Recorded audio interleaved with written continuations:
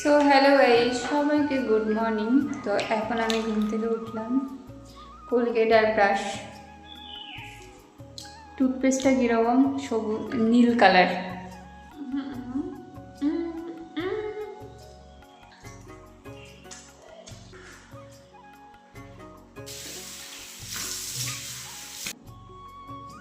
So আমার মুখ ধোয়া কমপ্লিট। এখন আমি যাবো রান্না করতে। চলো কি রান্না করি সেটাই তোমাদের কাছে শেয়ার করব।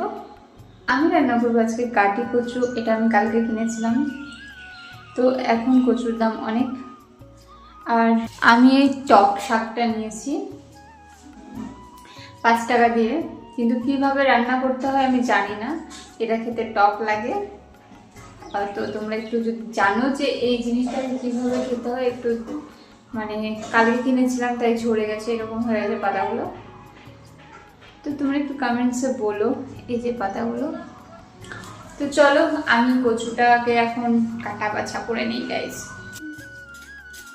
এই দেখো আমার কচু কাটা হয়ে গেছে। তো কচুর সাথে দিব পুঁই শাক, যেটা নিয়েছে 5 টাকা। তো এই যে মানে কচুর সাথে পুঁই শাক রান্না করলে খুব টেস্টি লাগে। অনেকে মাছের সাথে খায়, তো আমার কাছে মানে মাছ নেই আর কি, তো পুঁই শাক দিয়ে করবো। তো তাহলে এখন পুঁই শাকটাকেও কেটে বেছে নিন।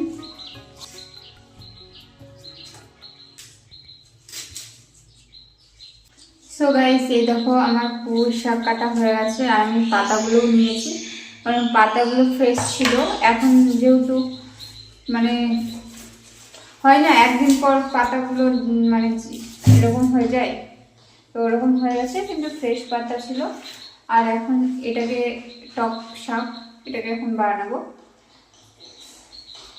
এই দুটো সবজি আমি ধুয়ে পরিষ্কার করে আনি।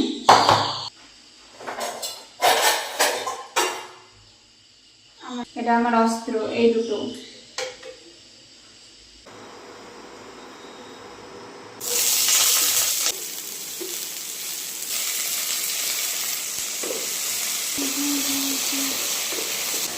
এখন আমি পুঁই শাকগুলো দিয়ে দেবো।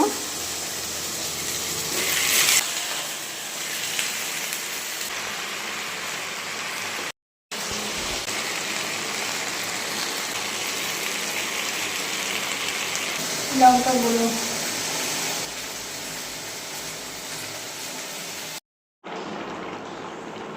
এই দেখো গাইস আমার রান্না হয়ে গেছে কচু পুঁই শাকের তরকারি রেসিপি।